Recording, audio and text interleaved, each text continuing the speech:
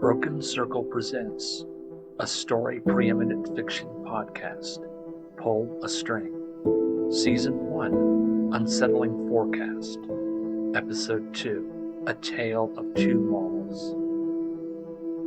Do you love stories, especially those that are dark, strange, and uncanny? This is your personal invitation to come along to where safety is left behind, where so much more is possible, and everything you know might just slowly, stealthily unravel. Do you see that thread dangling in front of you? Yes, that one, along the border of the life you've woven. Go on, give it a slight pull. Can you stop the incessant urge once it has taken hold? Would you even try? In the previous episode, you learned this happened to our hero, Jonah R. One night at the Berserker Cafe, he encountered a Mr. Timothy Zohar and listened to one of his stories. Once again, you are now invited to hear what comes next, although by so doing, you've also grasped that loose, dangling thread once more and proven, dear friends, that you do indeed love stories. The time has come again, so settle in and be prepared, for now comes the tale of two malls. But be warned, if you pull a string, you might undo the whole thing. Once my life was simple and had only a few challenges. For a long while I even preferred it that way. Yet when the lockdowns came, they changed the nature of my life. That rigid, year-long existence indoors was painful. People who had someone in their homes who shared that space were the lucky ones. I went without true face-to-face human interaction for all that time. When the pandemic had burned itself out, I'd followed up on my resolution and stepped out into the sunshine world once again. Although, once I had settled on that cafe, my experiences there were already different, and I had no idea they would grow only stranger. It really began on the night when I had listened to that elderly man tell a story. Only a story, I supposed. He had dangled a colorful and dazzling thread in front of me, and I would keep on pulling it. Notes kept by Jonah R. beginning 1 week after his initial encounter with Timothy Zohar, dated Wednesday, August 17th, and Thursday, August 18th, 2022. Early the next Wednesday, just after work, I was back in the Berserker Cafe. There had been a series of complications at work that had kept me from coming back as much as I'd wanted. As a consequence, I had, so far, missed a second encounter earlier with my new acquaintance, Timothy Zohar. I was eager for the follow-up to his story and hoped he would continue with it. He had told me about a dark event that had occurred back in the 1920s at the dawn of country music in Coverdale, Kentucky, during a concert that had gone terribly awry. Fortunately, as soon as he'd finished the story, I had hastily made notes in my car. It was as close an approximation as I could reconstruct. Over the course of that week, I'd had plenty of time to meditate on what he had told me. It seemed hard to believe that someone's music could so completely mesmerize and make an audience his own that they would hurt themselves so severely. It smacked too much of something else for my taste. All this assumes that what he told me was not just an enthralling fable for the purpose of making some obscure point. If so, it is something whose meaning I haven't yet teased out. I had seen him there on a number of occasions before that initial conversation had been sparked between us. He was usually there playing chess with another older man. As I sat there absent-mindedly looking about and reading a Charles Williams novel, neither one made an appearance. Oddly, the first thing that I feared was that I would never hear the second part of the story of that awful, chattering ballad, Faithless Annie. Even the echo of that song would not let me go. I could not wrap my head around the idea that a song could be so powerful, that its words could evoke such a primal and hurtful force. Could it really have been as he had described? Was there some sinister and unspeakable power available for certain people? I did not believe in the paranormal realm. I had dismissed magic and superstitions from my world. Now here was one creeping back in, and I could not let it go. There were echoes of parts of that story reverberating in the back of my mind, especially that crossroads legend, as if I had heard it before, somewhere, at some time, but could not pin it down. Sighing, I went back to my book. In my eagerness, my head was still full of questions. I had also arrived much earlier than usual. I wasn't sure what time he usually showed up or what nights he normally came in. I'd ordered a large hot chocolate and sat there ensconced in my comfortable chair reading and then letting my eyes dart around, seeing who was there. Another 40 minutes passed, and Zohar came in. His chess companion was absent, and he glanced around searching. He saw me but continued scanning the tables. He looked worried or concerned. After a moment he came strolling over. Meeting anyone? I asked. No, just seeing if someone was around. He looked at me. He seemed to be sizing me up. How are you? We kept missing each other this past week. Timothy Zohar said. Strange how that works, isn't it? He glanced around again. Yeah, work got hit with its own odd series of mini disasters, so I just didn't make it out here. He finally sat down once the conversation proper had begun. Anything you can talk about, if you are comfortable. His tone was interested, but he seemed distracted by something at that moment. Nothing I can talk too much about. Client files that went missing or were mislaid. Naturally, they were needed at once, I replied, and multiple questions had to be answered. Tim Zohar nodded. Naturally, they always are. But I understand, after all, I was the one who was so elusive last time. He looked away, that same wistful smile from our first encounter appearing again. I think something in what I'd said had distracted him. We both grew quiet for a minute or so. I noticed there was a bit of inexplicable tension in the room, just another weird shift in this already strange place. His cell phone buzzed, and when he took it out, he appeared to be reading a text message. All is well. Maureen is doing much better. She is out of ICU and will be home, the doctors say, within a week. He said this out loud, a little too loud, I thought. The atmosphere immediately relaxed and went back to its usual buzz of conversation. Surveying the room, Mr. Zohar seemed satisfied. Did you see that Chapel Hill Mall is being converted into commercial and manufacturing space? No chance of it coming back now, I said, filling up the silent spaces that were threatening to settle in. It had been in decline as a mall for a number of years. There had never really been any chance for it returning to what it had been, but some of us had hoped against hope. Pity, I said, talking now nervously. We used to go there when I was a kid. My dad's favorite bookstore had been the Walden Books in that mall, back when he was younger. But by the time I started noticing things, it had been turned into a Vintner's Express. Quite a different animal. Their selection of books was never up to par, my father says. Oh yes, I never liked those. No character. I've been to Chapel Hill Mall a number of times over the years. Once I went into a part of the mall that led me through some places that were a bit askew, you might say. He frowned. I'm sorry to see any place close. He shook his head. But owners and managers make decisions sometimes that are not in their best interest, that are in fact highly detrimental. He shrugged. All this suggested he knew far more about the inner workings of the place than he let on. There is a rumor that part will be turned into warehouses and the other will be for industrial businesses. The rest may be as private storage places, I said. All in all, it may be for the best. There were certain, how do I phrase this, leaks in the support structure that were getting worse over time. They are hard but not impossible to repair. In any case, my former employer's corporation will keep a small office open there. One of our subsidiaries handles certain specific types of security and maintenance, which we have been providing for a number of years and will continue doing so as long as necessary. The public's interaction with the site has limited our ability to repair and restore certain crucial things. Oh, I answered, halting the sip I was about to take. I set the cup down. I think that's good. At least it will still be there in some form. I sensed there was another story here. Although I wanted to follow up on his first one, this mystery had suddenly intrigued me. The way he was conveying obscure information using coded and cautious language to talk about something without talking about it was a characteristic I'd noticed from the first time. Once more I was dancing on an edge that beckoned to me. At least you can still drive by it, although the place seemed sad.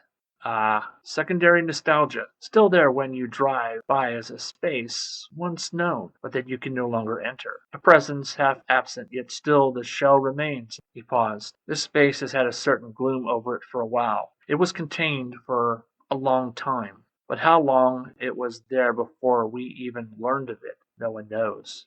Let me tell you another, a secret story of something that I discovered there once upon a time.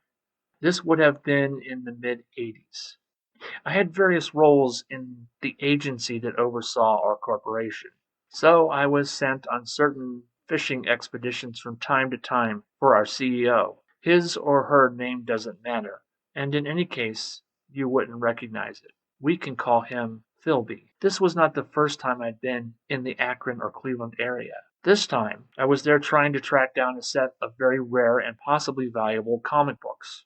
Our company sometimes concerned itself with such things and traded or invested in potentially lucrative collectibles. Not a big area of concern, but if there were certain peculiarities which stood out and were within the interest of the whole corporation, then I or another employee might be sent on a scouting expedition. So, although it was a bit unusual and not the kind of thing I normally dealt with, an assignment is an assignment.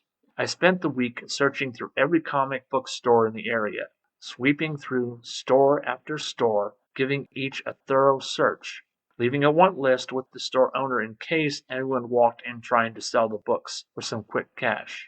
I won't tell you the obscene budget I was given for such a purchase, but I had the backing of a very lucrative reserve. After that I would move on to the next, as well as attempting to scope out the names of any really obsessive collectors in the area who might have been lured into getting such a corrosive item. Sorry, what do you mean by corrosive item? I asked, sensing that this was a wholly strange and intriguing rabbit trail.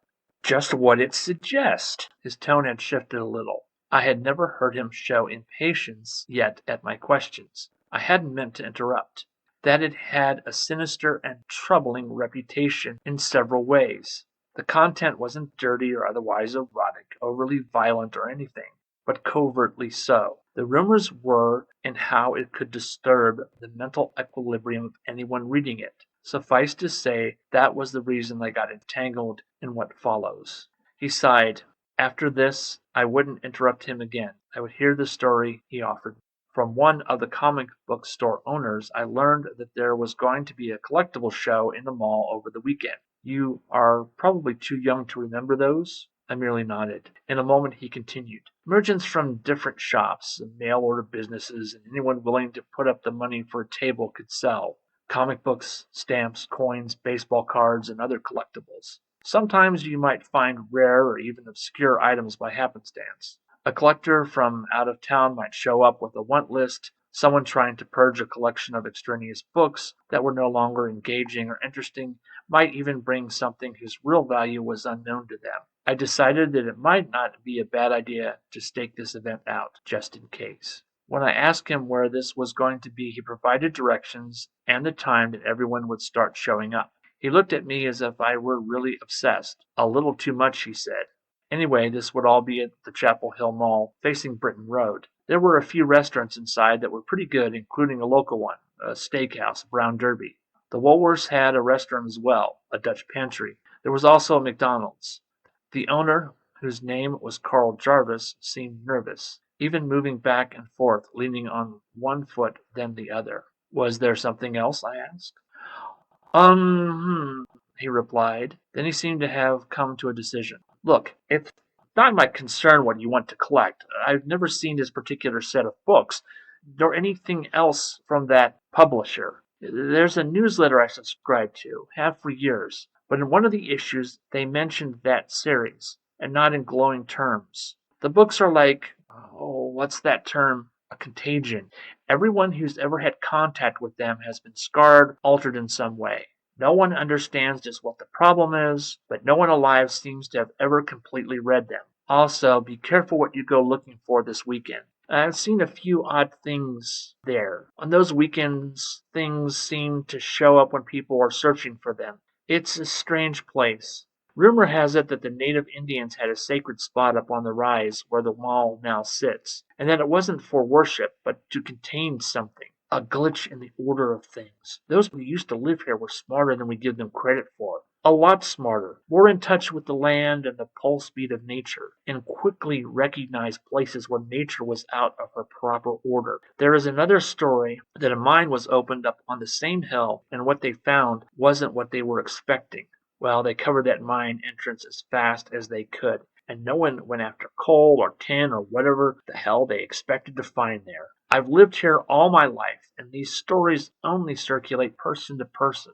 But at these shows, I've seen people find the one stamp or baseball card they were looking for all of their lives. Objects that were not in the merchant's inventory. One time, a dealer ended up selling a copy of Detective Comics number 27 to a collector who had never imagined he could find one or even afford it. The dealer was sure it was a reproduction, but only heard about it being authenticated later on. During most of that conversation, all I could do was just keep nodding. When he took a breath, I finally asked, "So you're saying that people find things there they are looking for at a much higher average than normal?" "I suppose yes. I've never heard more about it than that." He shut suddenly up. Perhaps he thought he'd said too much. This was the first inkling we had that this place held some deeper mysteries than we had first suspected. I made my pleasantries and excuses and got out of there. I noted down the name of the newsletter, and when I reported in, had one of the researchers track down a copy. If information was out there about it, then someone else with a leaning in that direction might find the temptation too much. Collectors, remember, can be an obsessive lot. I smiled, remembering his comments from the previous week. As for the mall, I decided I would take an extra bit of time when the weekend was here to look around. I didn't have much confidence in what he said, but decided I'd stay alert just in case. It sounded too much like what has come to be called an urban legend. If there was any truth in it, I might have another situation on my hands. However, I did not think it likely. Before I go on, I should mention another factor in all this. Have you ever heard of Hammond Beach, Florida? It's a city stuck basically between West Palm Beach and Boca Raton. I shook my head, but lurking there was a news story from years ago about an accident at a lab that had caused some explosion west of the town. Another mystery you confront from time to time. The details had faded away as quickly as they hovered on the edge of my consciousness. No, I don't think so. Well, there's also a mall there, Hammond Beach Mall. Although it wasn't the site of a former sacred encampment, it had been farmland back in the day. Before that, swampland, part of the larger Everglades ecosystem at one point. Anyway, there are two or so connections between the places, one of which was a certain assistant architect who worked on both of them. Somehow he was able to intensify the link between the two locations in a way that was unique. Just why and how precisely he became involved was an enigma at the time. I can see by the look on your face I have lost you, but I will explain as much of it as I can. For a moment he cleared his throat, then continued. Now you know what brought me there on that fateful weekend. I arrived early, so I wandered about as soon as the mall opened on Saturday. I slowly watched each of the merchants set up their tables for the collector's show. As each of the 3 or 4 tables went up, I noticed 3 of them were from stores I had already inquired at. The 4th was just some guy who'd brought 2 boxes of old comics, action figures, and a few toys. Almost at once I was over there, flipping through his offerings. If you knew comic books, you'd have recognized a number of the titles there and probably be aghast that I passed them over. I was single-mindedly looking for the one thing, a single title. No, I won't tell you what it was. You see, I did eventually see those 12 issues in full, and I have never forgotten the strange images and colors and dialogue they contained. But again, this time the search was fruitless. It took me only a few minutes to search through both containers. You know those rectangular boxes where the comics stand upright in their mylar bags so they will be protected? And found nothing. I asked casually of one of the other vendors if anyone else was supposed to show up that he knew of later on. He shook his head that there was one other guy they usually saw, but he wasn't around for some reason. He had himself bought some really rare items off him, but it appeared he was absent. As a result, I continued puttering around for a little longer. Eventually this 5th guy shows up, pulling a double hand truck with 4 boxes on it. I came casually as he was setting up and began looking as soon as each box was placed on the table. Some kid almost cut me off trying to get to the 4th box first, but I was too deft at doing this kind of thing. Pretty soon I was done for the day. It meant going home empty, and apparently our source had been very wrong about whatever hints he'd received regarding the Akron area. It was a tough pill to swallow, since I liked producing the expected results. Well, there was nothing I could do. I strolled casually around the other tables and found a random box of comics under one of the tables, hawking baseball cards and some sports memorabilia. Bent down, a thing a lot easier back then for me to do, They weren't even organized, but I had them sorted through in 10 minutes. Nothing very rare, just stuff off the rack from a few months back. Incredible Hulk, Fantastic Four, one or two Flash, and Green Lanterns. Nothing distinguished these from 100 others I'd seen. As I would discover, the next day was a repeat of the first. I had gone over to the Brown Derby. Yes, there was one of those in Chapel Hill once, and actually I had a very decent steak. After that, I knew I'd seen a Walden Books on the way in from the main entrance and picked up a few books for the remainder of my time there. I had one or two sources to check at the beginning of the week and then I'd be leaving. Not surprising that those leads would turn out null as well. It would be another trip a few years later that would bear some real fruit. I was lassoed into that one as well. Anyway, on that Sunday I strolled in expecting nothing different and I wasn't disappointed. Except there was this guy, not selling comics or anything, but with a coin table. Something about him gave me the creeps. His eyes were too observant and often narrowed. He seemed to collapse toward a kind of snake-like glare that went this way and that, studying the people around him with an intensity that was unbecoming. This guy, I thought, has some further agenda. I did go off and this time ate at the Harvest House, next to Woolworth's. Again, very good food and not very expensive either. When I came back I saw he'd sold a lot of his stuff and was counting his money, then packing up very slowly, but with eyes again everywhere. I played it cool and backed away. I felt I didn't want or need to be under his scrutiny. Once more there were alarm bells going off in my head. You develop those instincts in my line of business, and my instincts, I should say, are very good. He picked up the medium-sized cardboard box. I followed him as he headed down past the J.C. Penney's we were in front of, and started in the direction of the O'Neill store. I kept my distance and saw him dart toward the back entrance, down near where the mall office stood. He had a mound of wild, tangled blonde, curly hair, so he was easy to follow. Something felt instantly even more wrong ahead of me. I saw a young woman standing by the Alec Demore salon. She appeared waiting for someone, and as this man went past, she joined him, even offering to take the box. "Aurora," he said. Nothing can convey the intensity of his bile, his utter disdain. As he spat the name at her, she jerked back slightly. "How often I must remind you, daughter, to meet me by the table. Pap, I told you I'd meet you on the way. You even nodded. Irrelevant, you were told the other first." At that moment he shoved the box at her. She was somewhat thin. She couldn't have been more than 120 pounds. Aurora stumbled backwards a little. "We must go. There is no reason for them to notice our presences here, so we mustn't linger." He glanced back but did not see me. The two figures ahead now turned down a long hallway toward the mall offices. I lingered there for a moment and then peeked around the corner. His eyes were darting everywhere, but I was careful.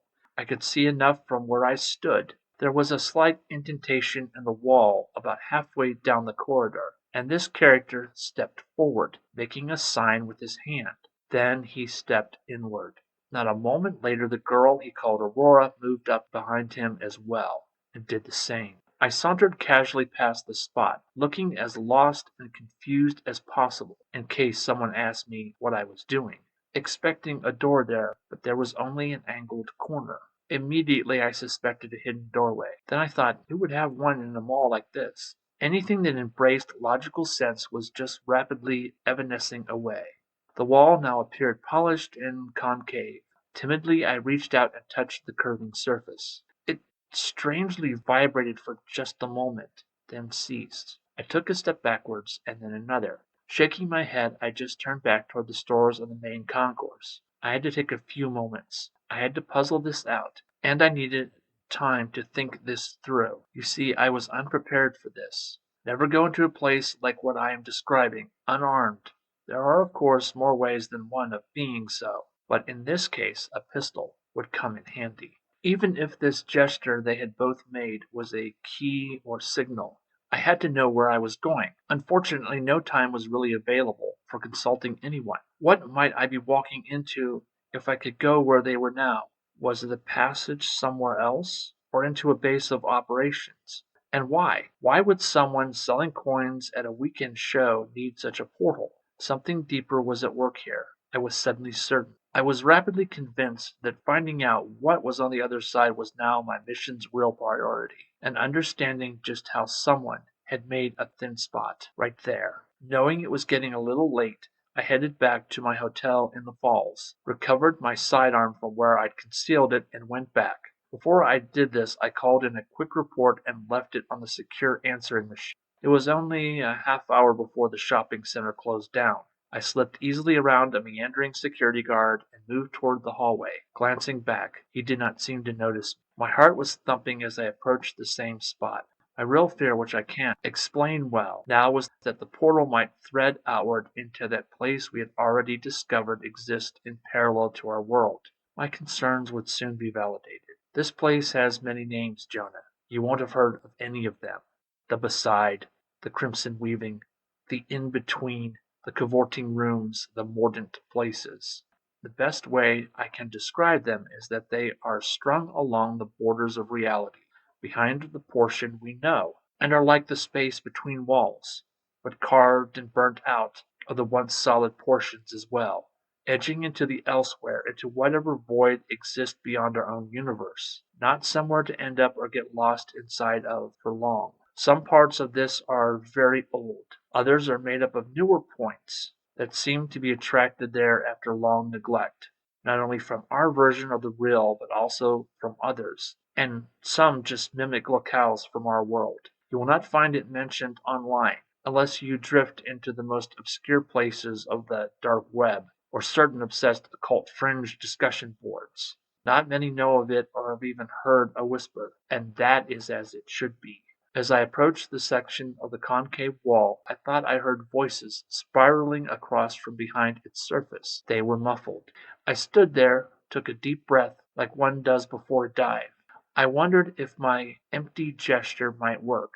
In these situations, one never knows if one is dealing with some form of lost technology, a signal, or an outre technique. I made the gesture, paused a moment, and stepped forward.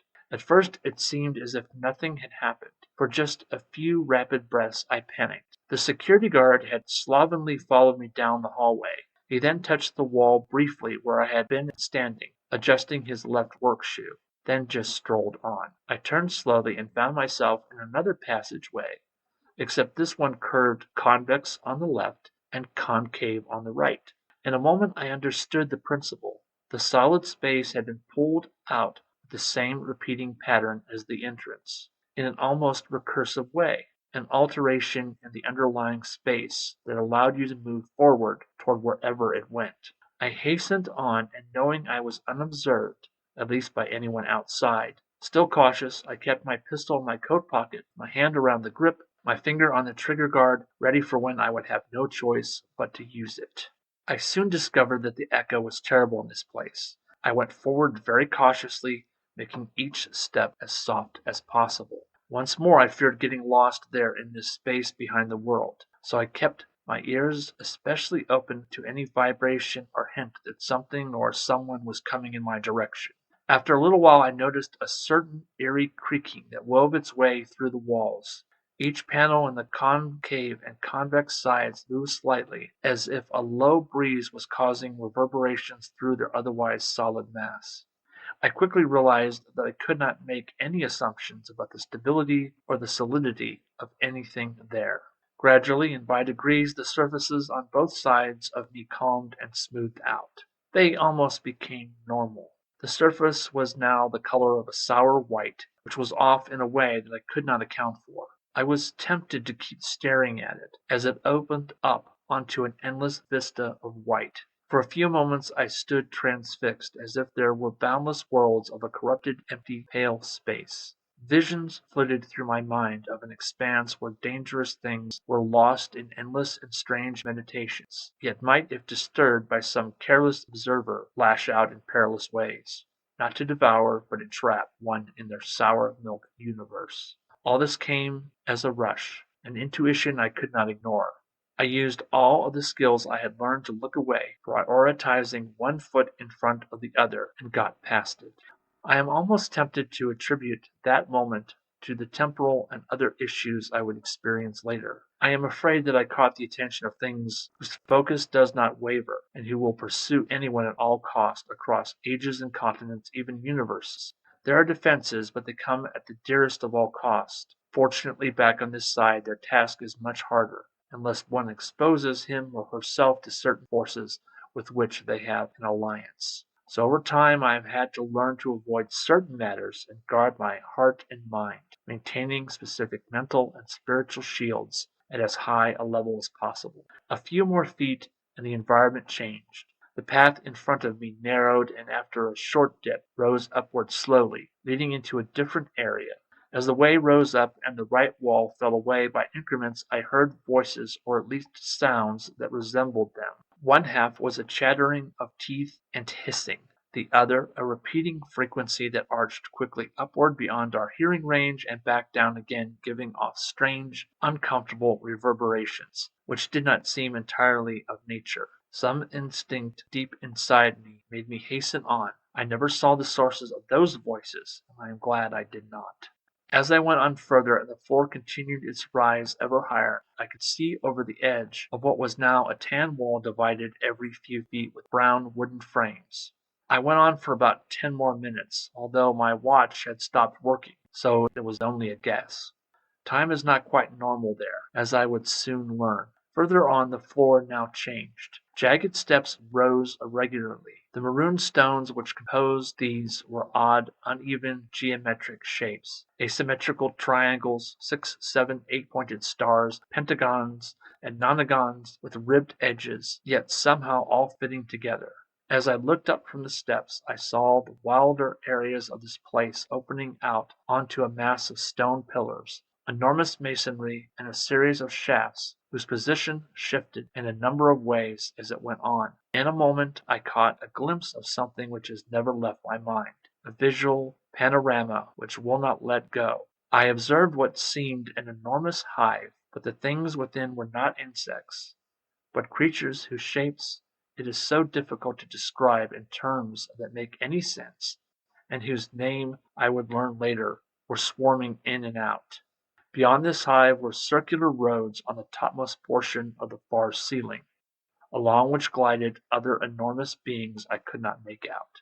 I glanced down and saw another maze of possible paths. There were even others moving along what seemed an open space full of a short grass or shrub.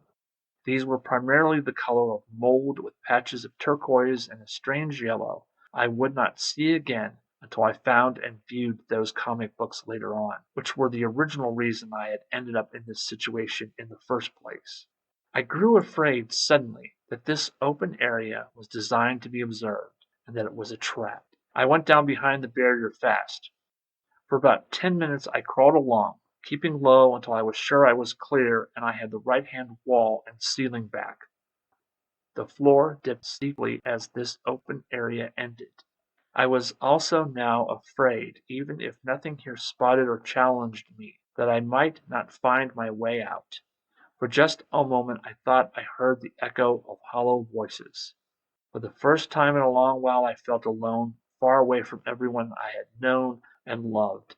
It was an oppression that weighed down upon me and lingered. How they did not see me I am still not sure. There was another corridor that went to the right, which became a steep drop only a few feet in.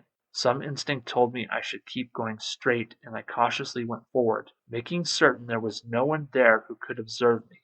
Just as I made it beyond this point, the walls wavered into a silvery gray, behind which rippling lines flowed, once more implying awful depths, then solidified as I moved forward and became concrete blocks, then were modified. All of a sudden the sinking feeling I had in my stomach, the slight twist of nausea, was gone. I stood in a hallway. People, real people, went around me as I stood there helpless. I found a regular metal door, off-white and with one of those shiny bars in the middle. It was a few moments before recognition hit me. Some guy went by pushing a plastic cart full of trash. He'd just come through the door in front of me. These were workers of some sort. I hadn't recognized their uniforms for a few moments. I came out into another wider hallway. On the right were restrooms and on the left a double-door exit. I walked cautiously straight ahead and found myself coming onto a wide corridor that did not go far.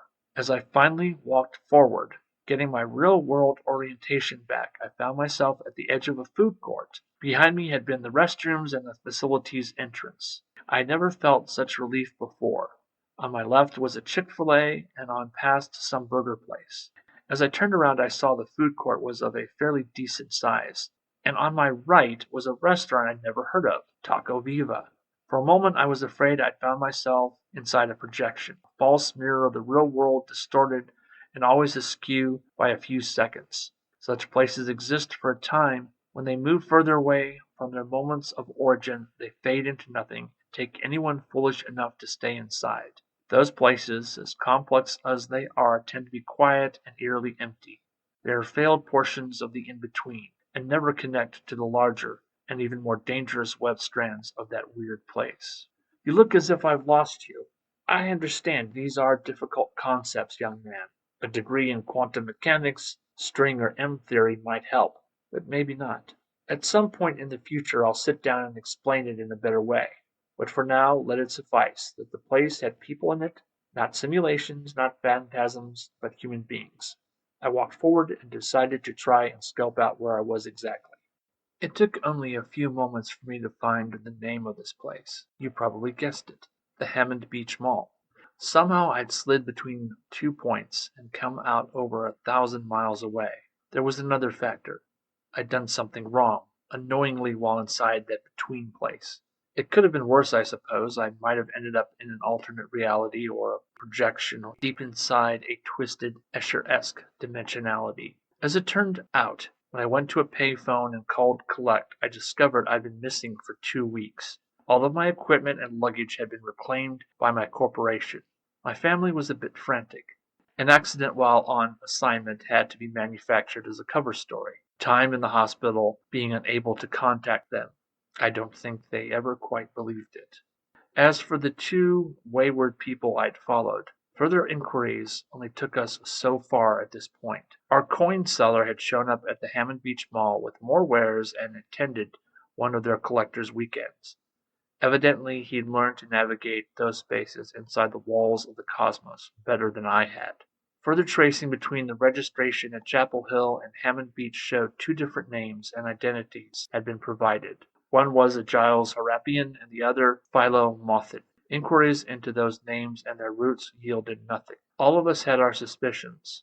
For several years now we have been tracing scattered groups of people who have an odd origin, and who it seems appeared out of nowhere, at first speaking an unknown language, and then slowly learning English, Dutch, Russian, Romanian, Polish, and so on, but never really being from those countries.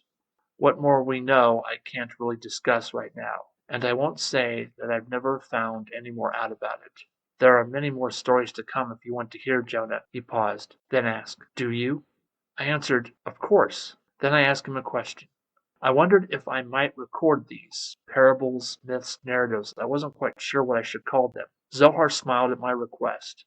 What if I told you they were, in a sense, virtually real? That is, I've changed the patterns of some things, left some others out, and put a few others in, so they are mostly untraceable and nothing is compromised? Or have I?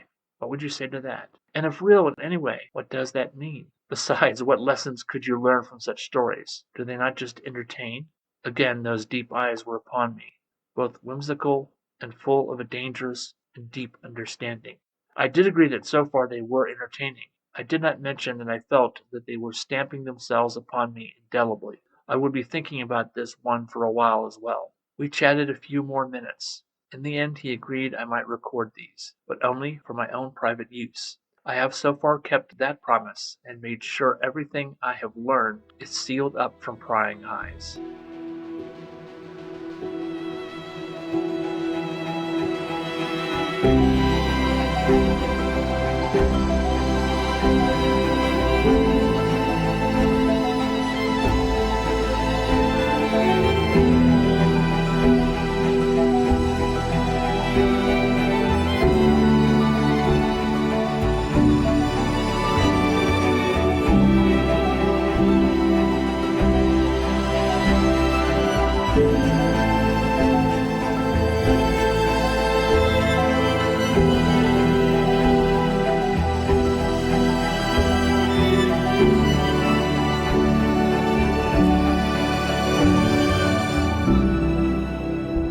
thought I could just manage a little pull and then tear the proffered string loose.